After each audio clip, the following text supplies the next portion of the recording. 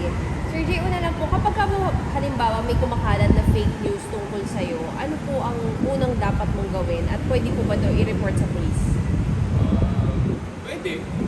So, ang gagawin kasi natin, pagka nakatanggap ka ng hindi naman kaaya-aya na information, pwede mo siyang report immediately sa police station kung saan nakakakot.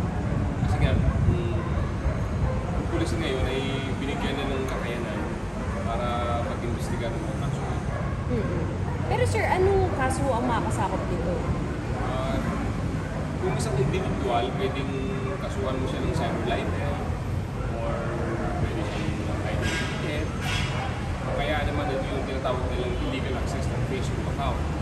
Kumbaga, ginagamit ng iyong pangalan, pero actually hindi naman ikaw ang so, depende sa ebidensya na ipapakita mo sa investigador, yung police investigator. Pero sir,